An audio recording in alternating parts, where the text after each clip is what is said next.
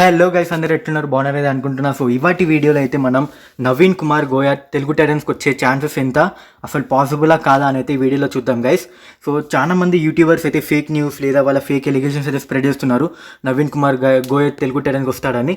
కాకపోతే నా ఒపీనియన్ ఏంటంటే, నవీన్ కుమార్ లాంటి ప్లేయర్ని first of all Delhi release చేయదు. రిలీజ్ చేసినా కూడా ఒకవేళ 2 crores కంటే తక్కువ ఒకవేళ నవీన్ కుమార్ కనుక ఫోల్డ్ అయ్యాడనుకో వేరే టీంకి, వాళ్ళు 110% ఎఫ్విఎం అయితే యూజ్ చేస్తారు గైస్. ఎఫ్విఎం యూజ్ చేయకుండా అయితే వాళ్ళైతే ఉండరు.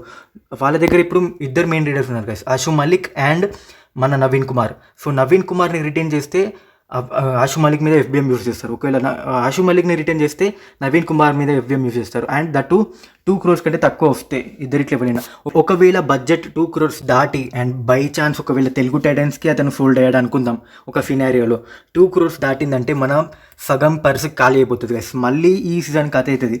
ఒక్క ప్లేయర్ మీద అంత డబ్బులు పెట్టి మిగతా ప్లేయర్స్ మీద పైసలు లేక మిగతా ప్లేయర్స్ని కొనలేకపోవడం, ఆ సిచ్యువేషన్ అయితే మళ్ళీ ఎదుర్కొనాల్సి ఛాన్సెస్ వస్తుంది. ఒకవేళ మన లక్ ఉండి 1.2 crores కంటే తక్కువ 1.7, 1.6 అలా దొరికి అండ్ ఢిల్లీ ఒకవేళ ఎఫ్బిఎం యూజ్ చేయకుండా ఉంటే అదైతే మన అదృష్టం అనే చెప్పాలి. అలా అయితే 100% జరగదు. ఎందుకంటే అంత 2 crores కంటే తక్కువ వచ్చిందంటే 100% నవీన్ కుమార్ అయితే ఢిల్లీకే ఫోల్డ్ షోర్ షాట్. ఎందుకంటే ఎఫ్బిఎం అయితే యూజ్ చేస్తారు. ఇద్దరిట్లో ఎవరైనా, ఆషు మలిక్ అయినా నవీన్ కుమార్కు అయితేనా. సో మీరైతే ఆ థాట్స్ అండ్ ఆ ఎక్స్పెక్టేషన్స్ అయితే పెట్టుకోండి గైస్. సో నార్మల్గా ప్రిపేర్ అయితే అవ్వండి ఆప్షన్కి అండ్ హోప్ చేద్దాం మనం మంచి ప్లేయర్స్ని కొంటాము.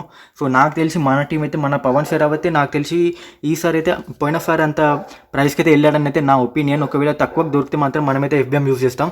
లేకపోతే మన మిడ్ రేంజ్ ఉన్న రీడర్స్ ఉంటారు కదా, వాళ్ళని ఒక ఇద్దరిని లేదా ముగ్గురిని తీసుకొని వాళ్ళ చుట్టూ స్ట్రాంగ్ డిఫెన్స్ బిల్డ్ చేసే ఛాన్సెస్ అయితే ఉన్నాయి.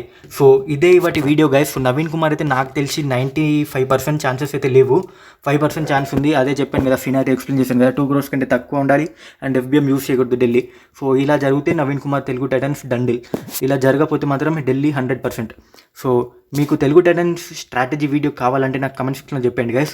సో ఇదే ఇవాటి వీడియో, నెక్స్ట్ వీడియోకి వెళ్దాం. అంతవరకు బాయ్.